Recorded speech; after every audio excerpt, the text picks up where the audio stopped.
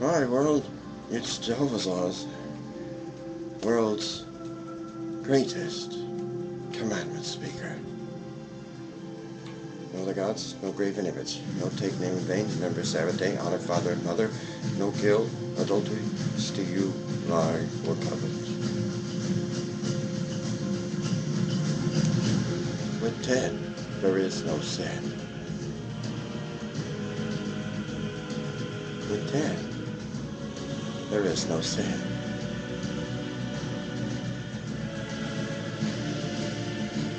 So how many do we know, world? God's not going to wait for you forever. When he says go, we go. We probably end up at his holy mountain again on the Sabbath day, just as Moses ended up there on the Sabbath day back then. And if he called everyone to us on the Sabbath that we believe is the Sabbath, and the people that appeared the right day took off with him into the heavens, would we all take off the same day? One day is, after all, later than the real day. It's the next day. We're going to miss the holy train. The ones who choose the next day. If there were a giant asteroid speeding towards us, and there is, technically, that is correct. And Jesus came to save his people from it, from smashing into them. And he called them to him on his Sabbath day, the seventh day. And the others came on their day that they thought the Sabbath was, because of the stupid, ignorant sun worshippers.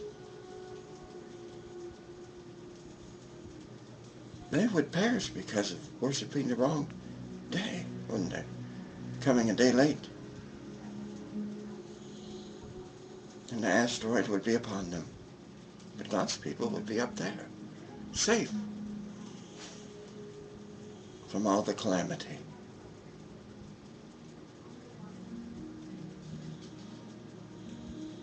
Just a question.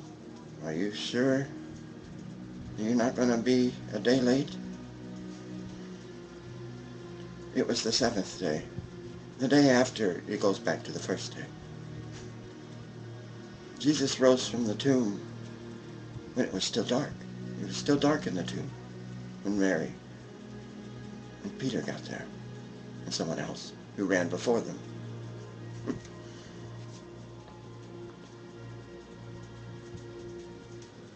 The day that God called Moses to him was his Sabbath day.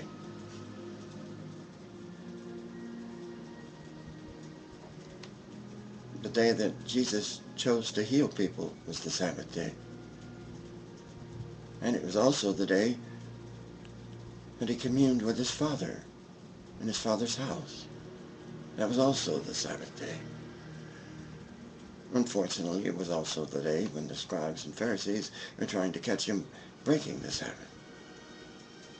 But we're not trying to catch anyone. That would be better. But we're not. So the Sabbath means less to us than it did to the scribes and Pharisees back then. And Jesus said, except that your righteousness shall exceed the righteousness of the scribes and Pharisees, you shall in no case enter into the kingdom of heaven. It's not exceeding it. It's the opposite of exceeding. We don't even know what day. But it said so. It said in the fourth commandment, found on page 111 of the 10 Commandments, in Exodus chapter 20. So there's no excuse of not knowing what day. It told you what day. For in 6 days the Lord made heaven and earth, the sea, and all that in them is, and rested the seventh day. Wherefore the Lord blessed the Sabbath day and held it. And the Sabbath was patterned after his days of creation days. In the evening and morning. In the evening and morning. So it didn't start till evening. When the sun went down, it's evening. And it ended in the morning, when the sun came up. And it's not 2 days, it's 1 day. Or he would have said, and he rested 2 days. The 6th and 7th day. It's 1 day. He rested in the evening from his work. When the sun went down in the cool of the day. That was also the time when he appeared before Adam and Eve, after they had done their deeds. Adam, where art thou? Here I am. I noticed I was naked, and I heard thee coming, so I hid myself. Who told thee that thou wast naked? Hast thou eaten from the tree from which I commandest thee should not eat? See, he knew. Just like he knows everything you're up to. Before you know. You know? So I know you're probably thinking this is a crackpot. Speaking these words. Are you mocking God's commandments? I'm speaking for the commandments themselves. The law. The law you should be judging with. Or don't judge at all. That's why Jesus told you to judge not, because you were not practicing what you were preaching about the commandments. In fact, to break them, they would have had to send him to the Romans. And that's why they did that. First they tried Herod. But Herod couldn't stand him, so they sent him away. Because he wouldn't do miracles for him.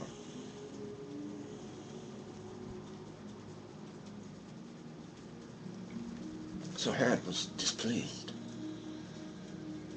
So he threw a robe over him and mocked him as a king.